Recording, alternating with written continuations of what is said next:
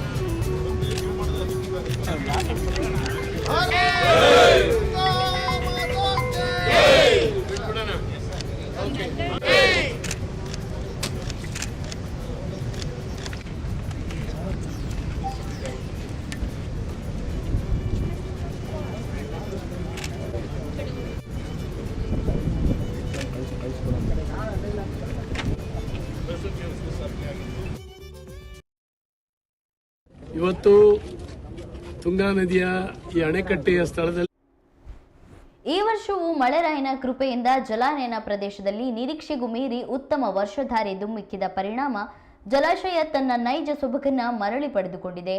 ಉಳುವ ಯೋಗಿಯ ಮೊಗದಲ್ಲಿ ಭಯದ ಕಾರ್ಮೋಡ ದೂರವಾಗಿ ಭರವಸೆಯ ಮಂದಹಾಸ ಮೂಡಿಸಿದ್ದು, ಈ ಸಾಲಿನಲ್ಲಿ ಭತ್ತ, ಅಡಿಕೆ ಸೇರಿದಂತೆ ಇನ್ನಿತರ ಬೆಳೆಗಳು ಉತ್ತಮ ಇಳುವರಿ ದೊರೆಯುವ ನಿರೀಕ್ಷೆ ಮೂಡಿದೆ ಎಂದರು. ಈ ವೇಳೆ ಶಾಸಕ ಚನ್ನಬಸಪ್ಪ ಸಹ ಇದ್ದರು. ತುಂಗಾ ನದಿಯ ಈ ಅಣೆಕಟ್ಟೆಯ ಸ್ಥಳದಲ್ಲಿ ಪ್ರತಿ ವರ್ಷದಂತೆ ತುಂಗೆ ತುಂಬಿ ಹರಿದಾಗ ಜನಕ್ಕೆ ಶಾಂತಿ, ನೆಮ್ಮದಿ, ಮುಂದಿನ ಬೆಳೆ ಎಲ್ಲವೂ ಕೂಡ ದೊರಕುತ್ತೆ ಅನ್ನುವಂಥ ಒಂದು ನಂಬಿಕೆ ಇದೆ. ಇದರ ಅಂಗವಾಗಿ ತುಂಗೆಗೆ ನಮ್ಮ ಸಂಸತ್ ಸದಸ್ಯರಾದಂಥ ಬಿವೈ ರಾಘವೇಂದ್ರ ಅವರ ನೇತೃತ್ವದಲ್ಲಿ ನಾವೆಲ್ಲ ಚುನಾಯಿತ ಪ್ರತಿನಿಧಿಗಳು, ಶಿವಮೊಗ್ಗ ಶಾಸಕರು ಚನ್ನಬಸಪ್ಪ ಅವರು ಮತ್ತು ವಿಧಾನ ಪರಿಷತ್ತಿನ ಸದಸ್ಯರಾದಂಥ ಅರುಣ್ ಅವರು ಮತ್ತು ನಮ್ಮೆಲ್ಲ ಮುಖಂಡರು, ಈ ಪಂಚಾಯಿತಿಯ ಅಧ್ಯಕ್ಷೆ ಎಲ್ಲರೂ ಸೇರಿ ನಾವೆಲ್ಲ ತುಂಬ ದೊಡ್ಡ ಸಂಖ್ಯೆಯಲ್ಲಿ ಸಾರ್ವಜನಿಕರು ಬಂದು ಬಾಗಿನ ಅರ್ಪಣೆಯನ್ನು ಇವತ್ತು ಮಾಡಿದ್ದೇವೆ. ತುಂಗೆಯಲ್ಲಿ ಪ್ರಾರ್ಥನೆ ಮಾಡ್ಕೊಂಡಿದ್ದೇವೆ.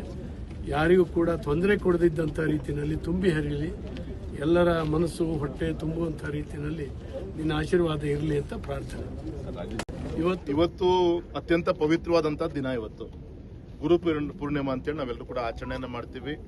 ಇಂಥ ಒಂದು ಪವಿತ್ರವಾದಂಥ ದಿನ ಸನ್ಮಾನಿಸುತ್ತ ನಮ್ಮ ಹಿರಿಯರಂತ ಜ್ಞಾನೇಂದ್ರ ಅವರ ಒಂದು ನೇತೃತ್ವದಲ್ಲಿ ನಮ್ಮೆಲ್ಲ ಶಾಸಕರು ನಾವೆಲ್ಲರೂ ಕೂಡ ಒಟ್ಟಾಗಿ ಸೇರಿ ಇವತ್ತು ತುಂಗಾ ನದಿಗೆ ಬಾಗಿನ ಕೊಡುವಂಥ ಒಂದು ಪವಿತ್ರವಾದಂಥ ಕಾರ್ಯ. ಯಾಕೆಂದ್ರೆ ಪ್ರಕೃತಿಗಿಂತ ದೊಡ್ಡ ಗುರು ಯಾವುದೂ ಇಲ್ಲ.